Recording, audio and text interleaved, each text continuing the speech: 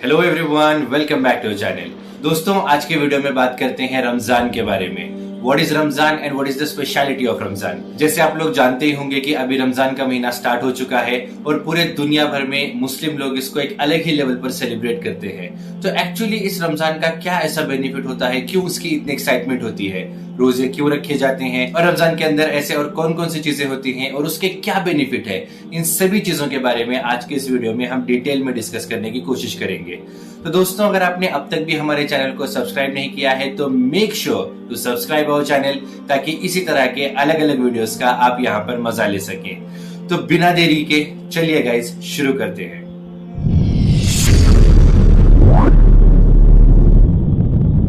दोस्तों, पूरे दुनिया भर में बेसिकली दो टाइप्स के कैलेंडर्स को फॉलो किया जाता है।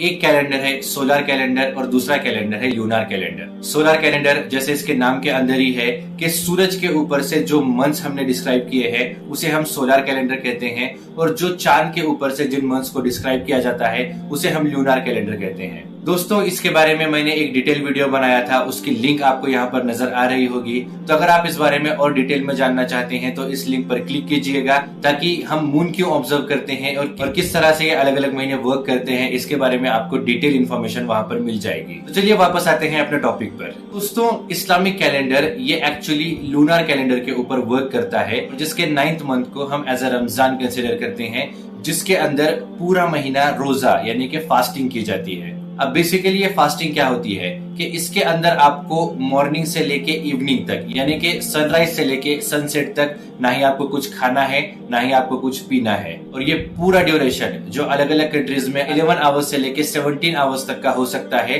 इस पूरे ड्यूरेशन को एज अ रोजा कंसिडर किया जाता है। और दोस्तों, इस तरह से आपको पूरे 30 दिन यानी पूरा रमजान का महीना इसी तरह से फॉलो करना है।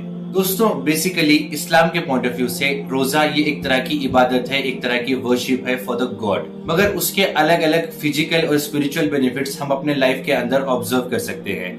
उसके स्पिरिचुअल बेनिफिट्स की अगर हम बात करें तो सबसे इम्पोर्टेंट है कि रोजा हमें पेशेंस दिलाता है और उसी के साथ साथ हमें एक तरह का सेल्फ कंट्रोल दिलाता है कि आपको भूख लग रही है फिर भी आपको खाना नहीं खाना है, प्यास लग रही है फिर भी पानी नहीं पीना है। और इन चीजों की वजह से हमारे लाइफ के अंदर, हमारे बिहेवियर के अंदर एक तरह के पेशेंस और सेल्फ कंट्रोल डेवलप होते हैं। और इस बात को अलग से एक्सप्लेन करने की जरूरत नहीं कि अगर आपके अंदर पेशेंस होगी, अगर आपके अंदर सेल्फ कंट्रोल होगा तो इसका कितना ज्यादा बेनिफिट आप अपने लाइफ के अंदर ऑब्जर्व कर सकते हो। उसी के साथ साथ रोजे के हम ढेर सारे फिजिकल बेनिफिट्स भी ऑब्जर्व कर सकते हैं। दोस्तों, इस बात का एक पॉपुलर एग्जांपल अगर मैं आप लोगों के साथ शेयर करूं तो वो हमें मिलता है Nobel prize winner in the field of medicine Yoshinori Ohsumi के रिसर्च के अंदर। दोस्तों, इन्होंने अपनी रिसर्च में ये एक्सप्लेन किया है कि अगर कोई इंसान फास्टिंग करता है for around 10 to 15 hours every day तो उसके बॉडी के अंदर जो अनवांटेड सेल होते हैं, जो डेड सेल होते हैं, ये बॉडी उनको अपने आप जलाना, उनको बर्न करना स्टार्ट कर देती है, जिसे साइंस और मेडिसिन के लैंग्वेज में हम ऑटोफेजी कहते हैं। ऑटोफेजी का मीनिंग होता है कि आपके बॉडी के अंदर जो कुछ भी अनवांटेड सेल्स और अनवांटेड टिश्यूज हैं, इसको बॉडी अपने आप ही बर्न कर देती है कुछ सर्टेन कंडीशंस के अंदर। दोस्तों, आप ये बात जानते होंगे कि कैंसर जो दुनिया की सबसे जानलेवा बीमारियों में से एक है, वो भी अनवांटेड ग्रोथ ऑफ टिश्यूज ही होता है। तो अगर आप इस तरह की फास्टिंग ऑब्जर्व करते हो तो मोस्ट प्रोबेबली आपके बॉडी के अंदर जो कैंसर सेल डेवलप होते हैं उनका डेवलपमेंट भी बहुत हद तक कम हो जाता है और आपको कैंसर होने के चांसेस बहुत हद तक कम हो जाते हैं। उसी के साथ साथ जो अनवांटेड फैट होता है, अनवांटेड कैलोरीज होता है, ये सब तो बर्न होता ही है। और इस पूरे शेड्यूल को फॉलो करने के बाद आप अपने आप को एक बहुत ही अच्छे हेल्दी वे के अंदर ट्रांसफॉर्म होता हुआ देख सकते हो।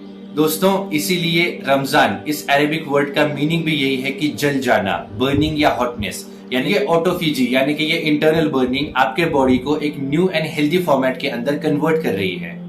नाउ सेकेंड थिंग, दोस्तों, रमजान के अंदर मुस्लिम लोग ये अच्छे कामों के अंदर बढ़ चढ़ के हिस्सा लेते हैं, क्योंकि इस्लाम के टीचिंग्स के अंदर है कि रमजान के अंदर आपको किसी भी गुड डीड का रिटर्न ये 70 टाइम्स ज्यादा मिलेगा एंड द अदर मंथ्स। तो इस वजह से कई सारे लोग कोशिश करते हैं कि वो ज्यादा से ज्यादा अच्छे कामों के अंदर पार्टिसिपेट कर सके, और इसमें सबसे ऑब्जर्वेबल गुड डीड है ज़कात यानी कि चैरिटी। दोस्तों, रमजान के अंदर हम लोग कोशिश करते हैं कि अपने एनुअल सेविंग्स का 2.5% ये चैरिटी के अंदर कंपलसरी डोनेट किया जाए। यानी कि आपके पास अगर 1 लाख रुपए की सेविंग होगी तो उसका 2.5% होगा 2500 रुपीज, यानी आपको 2500 रुपीज पर लाख के पीछे ये कम्प्लीटली चैरिटी के अंदर देना है उन लोगों के लिए जिनके पास 2 वक्त की रोटी नहीं है, जिनके पास खाने का कोई अच्छा इंतजाम नहीं है, कि लाइफ सर्कमस्टांसेस ऐसे हैं कि वो अपने लिए कुछ कमा नहीं सकते, उनके फैमिली के अंदर काफी गरीबी है। तो ऐसे लोगों को सर्च करके उन तक पहुंच के उन्हें ये चैरिटी की अमाउंट प्रोवाइड करनी है ताकि वो भी अपनी एक अच्छी लाइफस्टाइल मेंटेन कर सके। और दोस्तों, अगर हम नंबर्स के अंदर बात करें तो सिर्फ इंडिया के अंदर मुस्लिम लोग जो ज़कात जो चैरिटी निकालते हैं वो होती है मोर देन 4000 करोड़ रुपीस।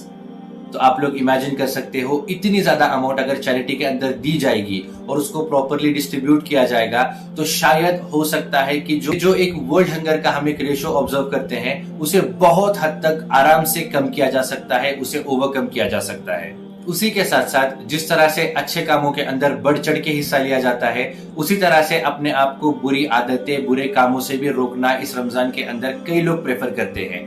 जैसे कई लोगों को बुरी हैबिट होती है स्मोकिंग की, ड्रिंकिंग की। सब लोग रमजान के इस महीने को एज एन अपॉर्चुनिटी इस्तेमाल करते हैं ताकि वो अपने इन बुरे हैबिट से बाहर निकल सके।